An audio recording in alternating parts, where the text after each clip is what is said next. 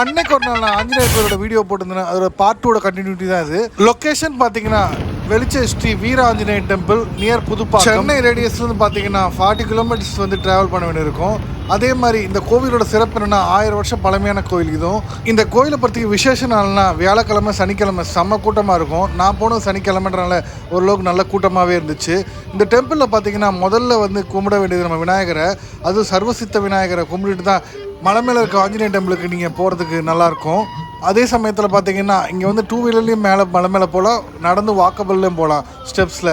இந்த கோவிலில் என்ட்ரன்ஸில் பார்த்தீங்கன்னா கருட பகவானும் அதே சமயத்தில் ரைட் சைடில் பெரிய வீர ஆஞ்சநேயர் 27 அடியில் வச்சுருப்பாங்க. இந்த சிலையில் இருக்க ஆஞ்சநேயரை பார்க்கும்போது ஒரு தைரிய நம்பிக்கை வந்துடும். இந்த கோவிலை பற்றி டீட்டெயில்ஸை வந்து இந்த பலகையில் பதிவு பண்ணியிருப்பாங்க. அதுவும் இல்லாமல் இந்த மலை ஏறும்போது மலை மேலே பார்த்தீங்கன்னா லெஃப்ட் ஹேண்ட் சைட்லையும் ரைட் ஹேண்ட் சைட்லையும் பார்த்தீங்கன்னா இயற்கையான மூலிகை மரங்களை நட்டு வச்சுருப்பாங்க. காலை வேளையில தூய்மையான காற்றையும் அந்த மூலிகையோட வாசனையோட அந்த மலை மேலே ஏறும்போது அதெல்லாம் சூப்பரான ஒரு வைப்ஸு. இந்த கோவிலோட மூலவர் சன்னதின்னு பார்த்தீங்கன்னா வீர ஆஞ்சநேயர் டெம்பிளும் அதே சமயத்தில் வந்து விஷ்ணு சன்னதி இருக்கும். குறிப்பாக இந்த மலைக்கு பேருன்னு பார்த்தீங்கன்னா கஜரிங்கி மலை. இந்த மலையில் ஏறினதுக்கப்புறம் பார்த்தீங்கன்னா லெஃப்ட் ஹேண்ட் சைடில் அந்த குறிப்புகள் போட்டிருப்பாங்க, டைமிங்ஸ்லாம், அதையும் நீங்கள் தெரிஞ்சுக்கலாம். இந்த ஆஞ்சநேயர் மூலவரில் வந்து எந்த வீடியோஸும் எடுக்கக்கூடாதுன்னு சொல்லிட்டாங்க, ரொம்ப ஸ்ட்ரிக்டாகவே இருக்காங்க. ஸோ அதனால் வெளில கோயில் கோபுரங்களை தான் எடுத்திருப்பேன்.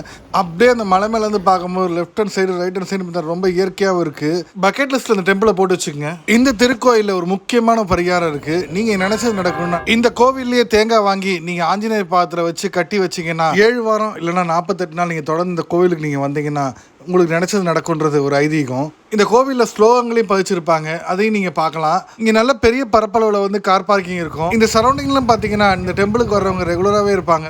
மலையோட உச்சி பகுதி தான் நீங்கள் பார்த்துட்டு இருக்கீங்க. இது ஒரு சின்ன மலையாக இருந்தாலும் ரொம்ப பியூட்டிஃபுல்லாகவே இருக்கும். இந்த கோயிலோட ஸ்பெஷல் பிரசாதத்துக்கு ஒரு பெரிய ஓப்பனிங் கொடுக்குறாங்க. இந்த கோயிலுக்கு வந்து கூட்டத்தோட இந்த பிரசாதத்துக்கு வந்த கூட்டம் பெரிய கூட்டமாக இருக்குது. எல்லாரும் பாக்ஸாக பொட்டமாக கட்டின்னு ஓடுறாங்க. அப்படின்னா உள்ளே இருக்குன்னு போய் பார்த்தா முறுக்கு, தட்டை, ரவா லட்டுன்னு அடிக்கிட்டே போனாங்க. எனக்கு எதை ஆர்டர் பண்ணுறது எதை விடுறது இல்லை. ஃபைனலாக நெய் சக்கரை பொங்கலும் ஒரு புளியோதரையும் ஒரு முறுக்கும் ஆர்டர் பண்ணேன்.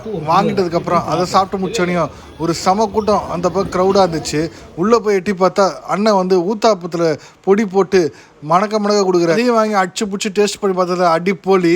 கண்டிப்பாக இந்த சைடு வந்தீங்கன்னா அந்த கோவிலையும் இந்த பிரசாத்தையும் மிஸ் பண்ணுறாங்க நண்பா. அடுத்து வேறு லெவலில் ஒரு இன்ட்ரெஸ்டிங்கான மேட்டரில் சந்திப்போம். வீடியோ மறக்காமல் சப்ஸ்கிரைப் பண்ணுங்கள், ஷேர் பண்ணுங்கள், லைக் பண்ணுங்கள். அப்போ தான் என்னோட நோட்டிஃபிகேஷன் நண்பா.